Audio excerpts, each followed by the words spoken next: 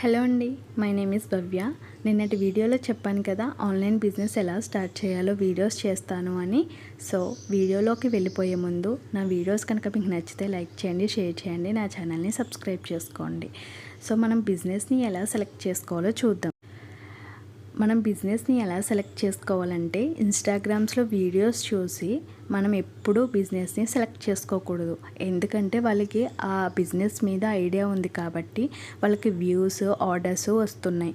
మనం వాటిని చూసి మాత్రం ఒక బిజినెస్ని సెలెక్ట్ చేసుకోకూడదు. మనకి దేని మీద ఇంట్రెస్ట్ ఉంది, మనకి దేని మీద కొంచెం అవగాహన ఉంది అని మనం క్వశ్చన్ వేసుకొని ఆ తర్వాత మనం బిజినెస్ అనేది స్టార్ట్ చేయాలి. నేను ఇక్కడ ఒక 10 రకాల బిజినెస్ నేమ్స్ అయితే ఇచ్చాను.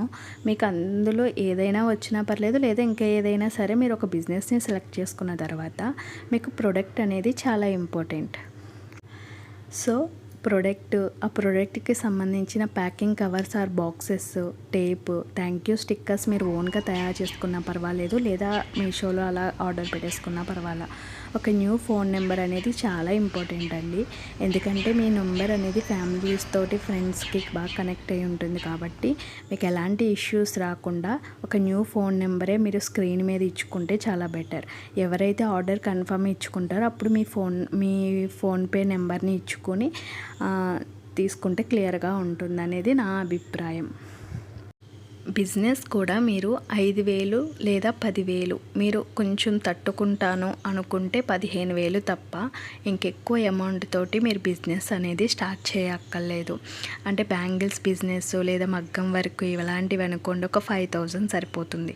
అదే క్లాతింగ్ బిజినెస్ ఏదైనా అనుకోండి, మీకు కొంచెం 10,000, 15,000 ఉంటే బెటరు. అంతకు మించి ఎక్కువ మాత్రం స్టార్ట్ చేయకండి. ఎందుకంటే ఒక మిడిల్ క్లాస్ కదా, కొంచెం వర్కౌట్ అవ్వకపోతే మనకి చాలా ఇబ్బంది అవుతుంది. అండ్ మీకు ఏమైనా డౌట్స్ ఉంటే కామెంట్ చేయండి. నాకు తెలిసినంత వరకు చెప్పాను. బిజినెస్ అనేది సెలెక్ట్ చేసుకోవడం చాలా చాలా ఇంపార్టెంట్. ఓకేనా? థ్యాంక్ యూ సో మచ్ అండి. ఏమైనా డౌట్స్ ఉంటే కామెంట్ చేయండి. Thank you.